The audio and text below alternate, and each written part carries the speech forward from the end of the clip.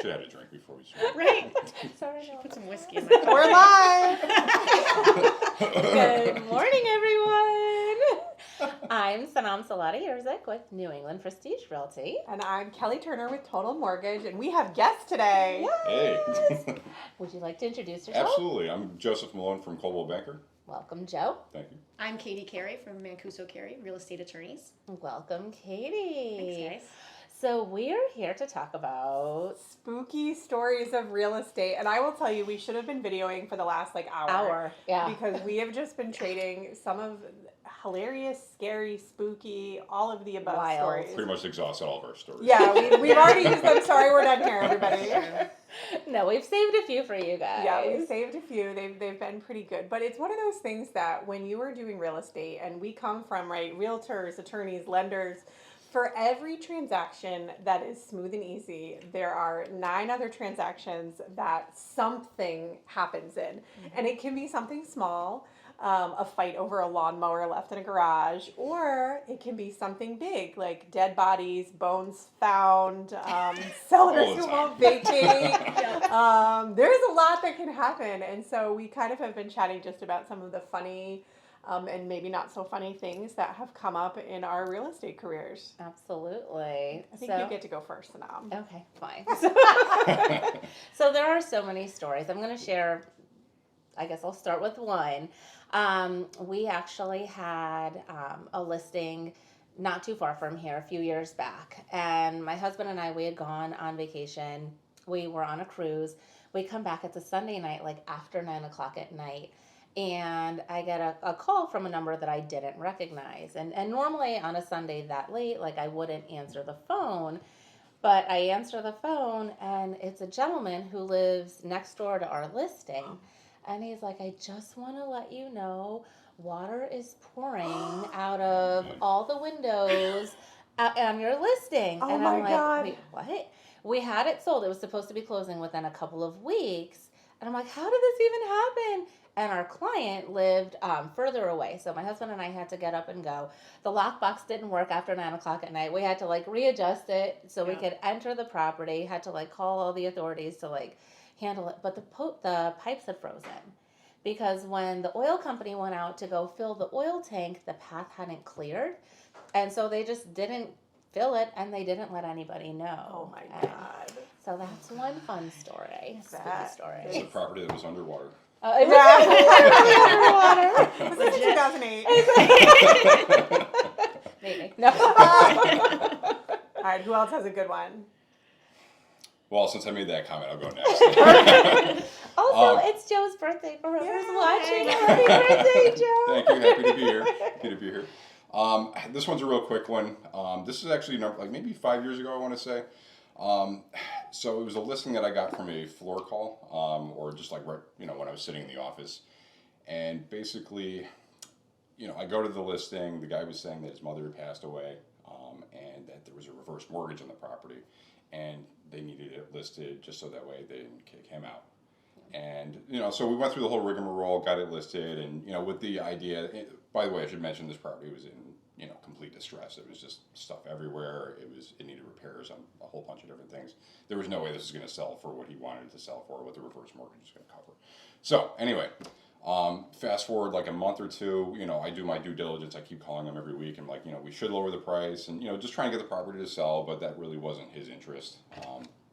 And then after a little while, he stopped answering my phone calls.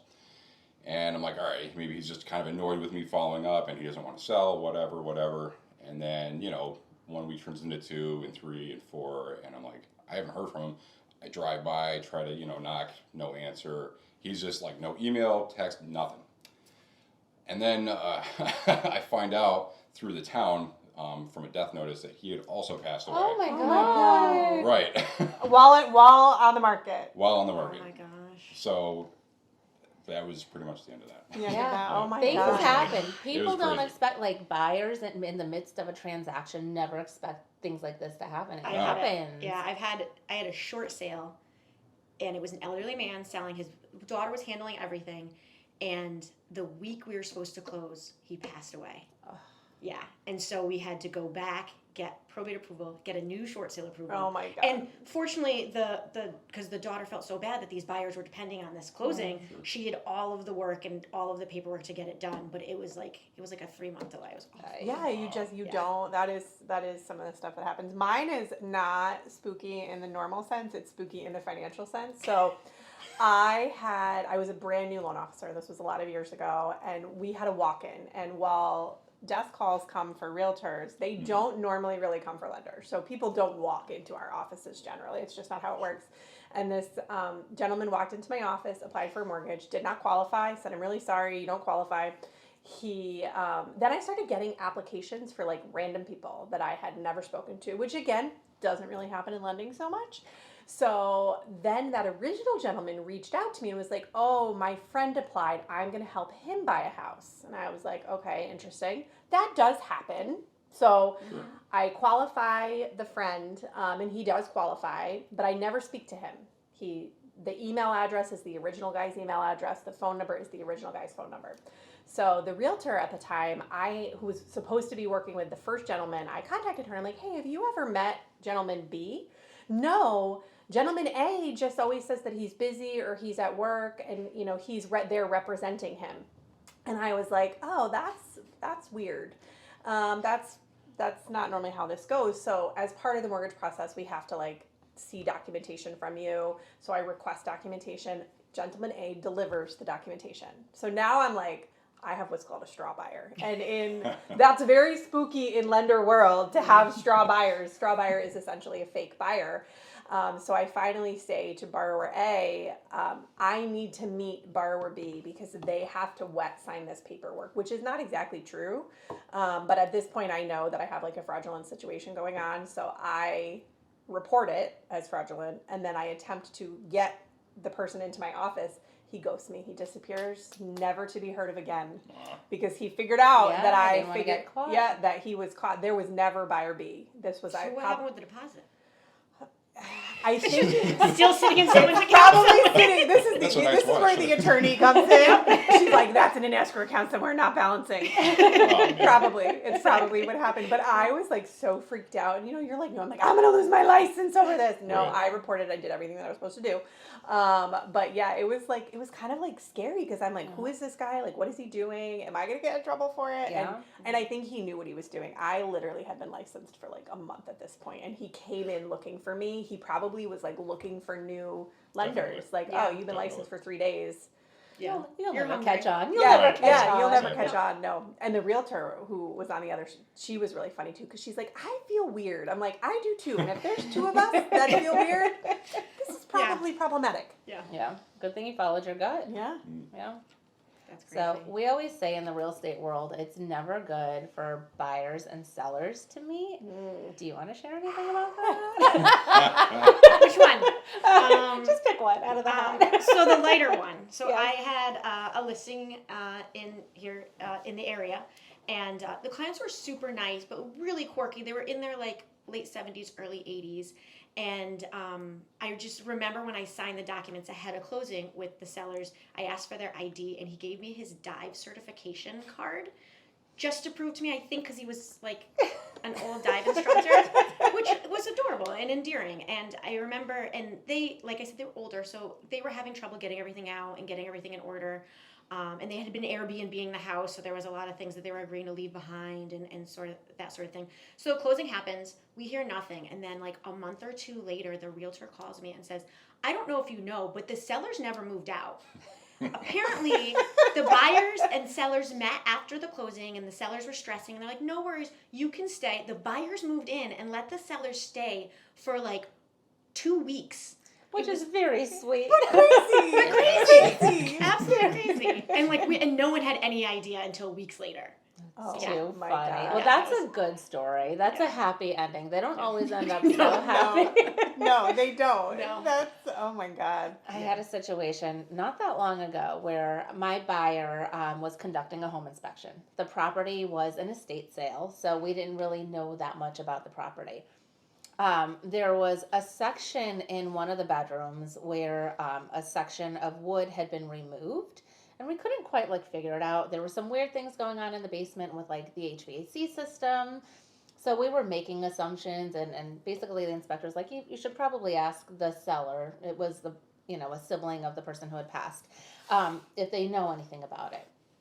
Lo and behold, at the end of the inspection, the seller shows up, the sibling shows up. And we go into that room. We're all in the room, and it's a tiny bedroom. And my client asks what happened. And the seller, without cushioning everything, was like, well, we found my sibling here who had passed away, and there was blood everywhere. She was there for an extended period of time, and we had to cut the wood out. Oh my God. Telling my buyer this. So literally, the blood, like, I felt like the blood rushing out of my hands. Like, I'm like, I feel like I need to get out of the room. Not that I'm superstitious or anything, but I'm like, this is weird. But my client handled it like a champ. Did they buy the house? Yes, my client bought the house. Was very, like, empathetic to the seller. And I'm like, oh, it's just... Good for them. And it was just, like, that's too much information. But it is weird to think about. I was talking to somebody and they said that, like, 'cause people worry about, like, has anybody ever died in this house? It's a question that, like, It comes up a lot, you yeah. you guys get. And somebody said to me that, like, if a house is older than 20 years old, you should automatically assume somebody has died in this house, That's a because fair point. the, like, chance of it happening is really high. Right. Now, murder is, like, different, right? Yeah. Now, do you have to disclose murder? If they ask. Oh. So it's only material, like if the buyer like asks in writing, has anyone died here? Is this a stigmatized property? Then you have to disclose it. Oh, but other than that, you do not. No, because this was a property that I looked at to buy, and I do a lot of research, so I googled it. She's an attorney, so she researches everything. It's a multifamily. It was a great deal. I'm like, this is too good to be true. You Google the property. It was a murder-suicide house. Oh. And I was like, it's an investment property. It's no big deal. But my boyfriend's like, you're not the one that's going to be fixing stuff in the middle of the night. We're not buying it. So So you didn't buy it? no. Oh, you did it? No. He's like, too sketchy. He's like, come on, you're not going to be there in the middle of the night when the walls are bleeding. When the walls. Has anybody seen The Watcher? No. No, not yet. No. But I have one of those. Oh, wait, what? So I have a borrower. I know about it. Who she bought a house from a woman. Kind of a tragic story. The woman's husband had left her, and she had to sell the house in a little bit of distress. And she is literally stalking the family. Like, she sits out in the front yard. She calls them. They find her in the backyard, like, cutting flowers. And they're like, hi, you don't live here anymore. You need to get out. Gosh. And she's, like, really, like, creeping on them. Yeah. And she'll call and she leaves these, like, voicemails. But, like, how's the house? It's pumpkin time. I saw your pumpkins on the front steps. Oh, are you going to put Christmas lights out front? I always did that. And That's creepy. yeah, That's she's very creepy. like, and she moved. They don't know exactly where she moved to. It's very close, and they see her all the time, like, driving. And I think she's sad that she Of isn't course, in her house. no, but that's creepy. this is like a new family in the house, and she won't leave Yeah. them alone. No, when a new buyer gets in there, they need to, like, create their own memories without all the old Without somebody stuff. cutting, roses in the backyard, Yeah. like. Well, that was Oh. like the other closing I had where the sellers didn't move out. It was an estate. So a lot of times it's an estate, and it was 3 siblings that lived in the house. The deceased owned the property, and she let her brother and sister live there, who like never worked. She supported them their whole lives, and they were probably in their late 70s, early 80s. So closing happens. My clients go over to the house, and the 2 elderly siblings are still there, and they're just like, we're not leaving. And I don't know. We probably close at 3 in the afternoon. So this goes on all day into the evening, and at one point the elderly gentleman took a chair and set it in the front door and braced himself in the doorway until the attorney for the sellers had to go over there and try to physically remove him. I mean, he did in fact fall asleep sitting in the chair, and it was I think by midnight before they got the 2 to leave. Aww. It was awful, and my poor clients were moving from New York. They Yeah. had nowhere to stay. Like they were Like, our ready to moving move. truck is The outside. kids are there, and there's these elderly people. They're like, nope, we're not going. And it was awful. Awful. That is sad. Yeah. I've had funny situations like where I've walked in for a confirmed showing and walked in on what I wasn't expecting. Oh, yeah. So, like, normally when we get confirmed for showings, they'll give us showing instructions. And sometimes the seller's home, sometimes they will leave a door open. But on this particular showing, I had clear instructions that there was a lockbox to let myself in, whatever. Show up to the appointment. The front door is open, but the screen, like the screen door is is closed to the front door, and the front door's open. I can't even talk.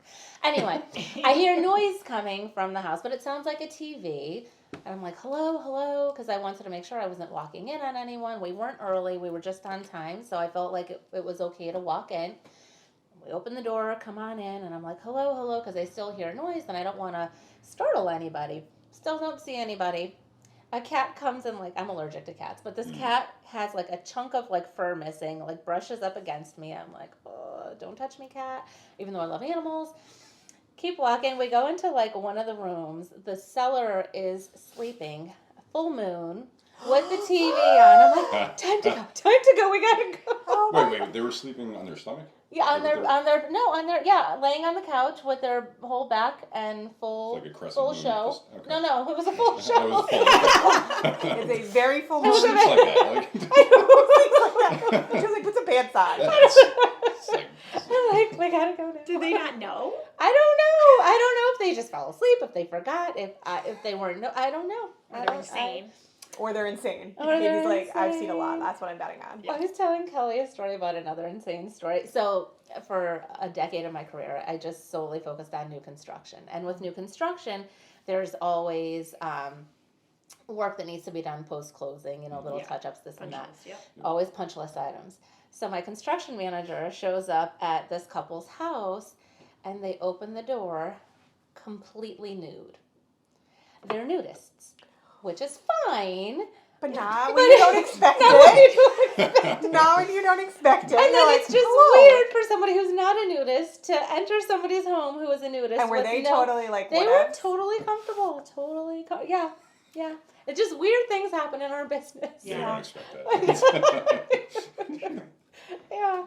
But yeah, there's no normal in real estate. No. And you find stuff, and I'm on the money side, right? So I live like theoretically on the less dramatic side of things, but I get all the good stories on mine. Like, we're not going to close on time because we had a borrower drive through the garage.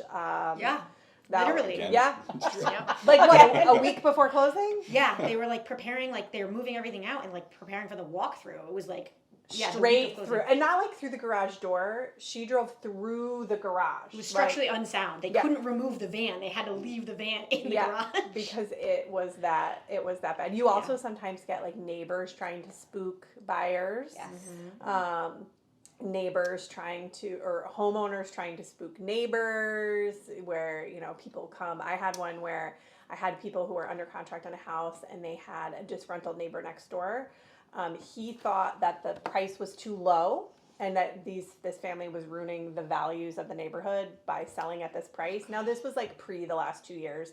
They were selling it like it was a little bit of like a fire sale. These people were moving and they had to get out of the house, so they put it on low to move it. And the neighbor would sit in a chair outside of the house at every open house and every showing and like heckle people. Like full-blown heckle people to get people to not buy it. Yeah, that works. As a representative for my buyer clients, I would do the same. It's like, I'll heckle you too. Yeah, I know. He would sit out there and just like harass the people walking into the house. You don't want to live here. You don't want to, the dogs bark all night. Like, he would like tell people this stuff. And so buyers are like, should we be buying this house? And at that point, for my buyers, I was like, well, it's going to be a good deal because ain't nobody else buying a house now. That's a good point. So I would just take it. Lowball it. Yeah, you do have to deal with this clearly disgruntled neighbor, but like, Man. what's a little disgruntled neighbor between friends? Like, it's God. fine. Yeah, especially for a forever home. Right? Well, that's it. You're like, okay. Have you ever had anybody buy next to like a cemetery or like something that was Yes, supposed to be haunted? I have a client whose backyard looks into a cemetery, but it did not bother. Really? Yeah. It's peaceful. That's what my Right, clients yeah. are like. Well, it's gonna be quiet. Yeah. And I'm like, No parties. okay, Like- yeah. No parties. Yeah. Oh my God.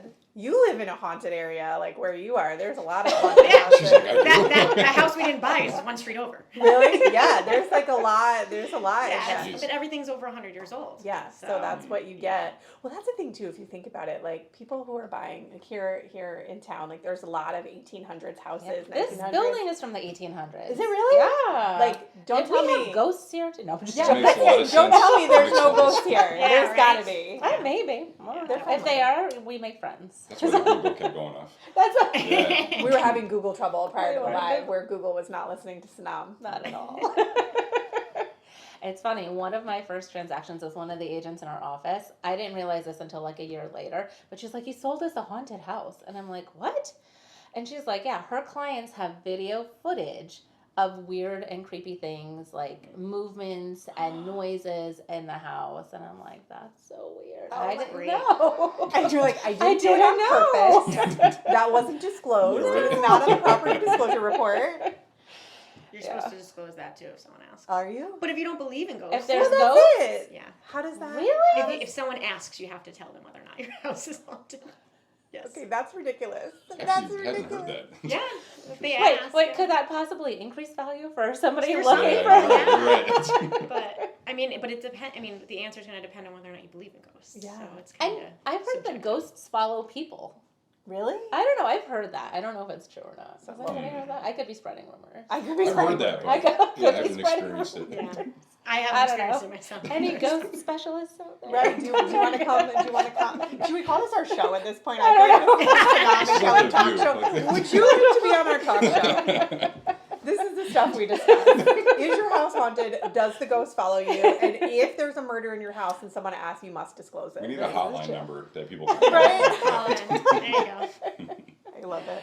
Yeah. Well, does anybody have anything else that they feel compelled to share? I got one more real quick. All right. I'll sum it up just for the sake of the video. But so this was like towards the beginning of my real estate career. So the new listing was a referral from one of my other clients, and I was really excited. A new listing. So I did all my due diligence. I brought in the pamphlets. I put some balloons on the sign. Like. Yeah. So, and I go in for the 2 hours, and a couple people came in, cycled through and everything, and it was generally good. I mean, this was back in.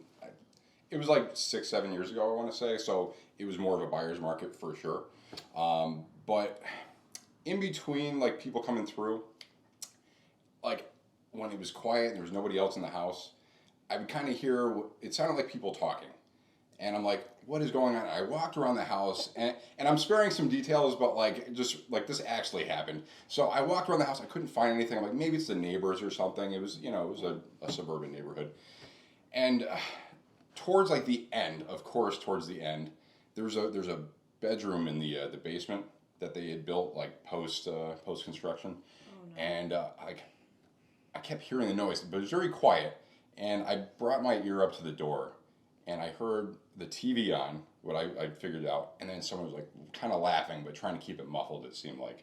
I didn't go in, but I'm like, I've been doing this open house the whole time with someone home, which don't even ask me how I didn't figure it out. Hiding in the basement. Right. Hiding in the basement. Pretty much. I later come to find out it was their boyfriend that didn't want to leave. But I'm like, the whole time I was just sitting there. Nobody, everybody walking through didn't say anything. I was like, That's What too happened? Somebody funny. could have busted that door open. I'd like to view this. Oh, hello. Right. Nice Yeah. to see you. weird. We actually showed a house a few weeks ago. It was one town over, and it was a go-in show, which means you assume the property's vacant, and it was dark out already because it's getting darker out. And we show up, and one light is on. The whole house is pitch black, but one light is on. I'm like, oh, maybe it's just one light on. We walk in, and there's a person there, and I'm like, oh, and I'm like, is it a squatter situation? Oh my What are we God. walking at? I think it was somebody just staying in one of the rooms downstairs. We never entered that room, but I'm like, this is just weird. Yeah, you're like, I did not expect this. No, you never know what you're gonna walk in on. So. That's true. That's true. Well, if you have any good stories, we would love to see them. I do see we have lots of comments on here, so we will have to Yeah. go on and say hello to everybody. But thank you Absolutely. for joining us. We hope it was Thank fun. you. Funny. Yes, it's great. Thanks for having us. Thank you guys. Thank you guys for watching, and we look you. forward to seeing you soon. Bye. Bye. Bye.